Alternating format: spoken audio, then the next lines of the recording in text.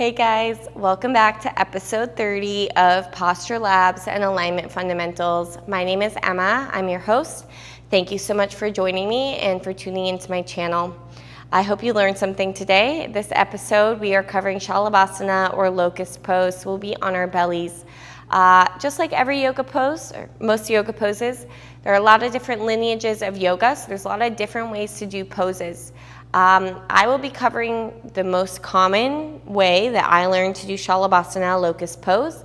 However, if you practice Bikram yoga, you might notice that Salabhasana is a little bit different. I'll briefly touch on it, but I'm not going to go into the details because I don't practice Bikram yoga anymore. I don't teach it this way, and I don't think I can even do the pose fully. So let's go ahead and get started on our bellies today.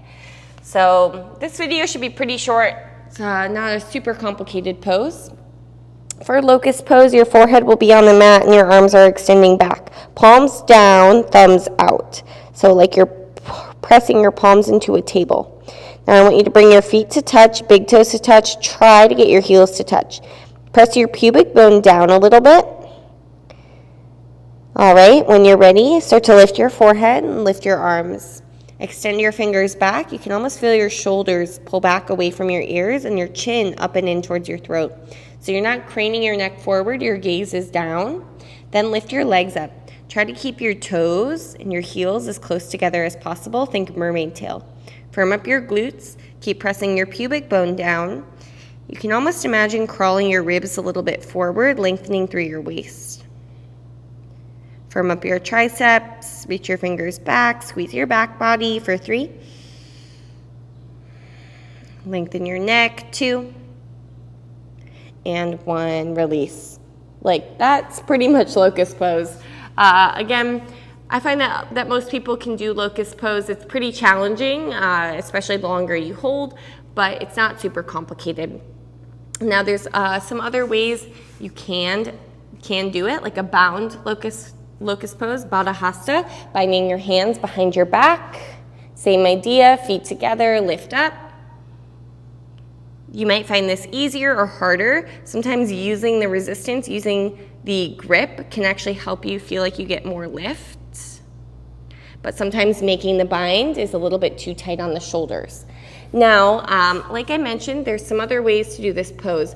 For example, in Bikram yoga, you place your hands underneath your body with your pinkies touching and your forehead down. So the forehead stays on the mat, palms pushing down, and then you lift your legs up. Now, I can only get my feet up off the mat. This kind of hurts my elbows, definitely doesn't feel nice with a watch on, and I'm trying to roll my weight forward as I lift my legs up. That is very challenging, I will give you that.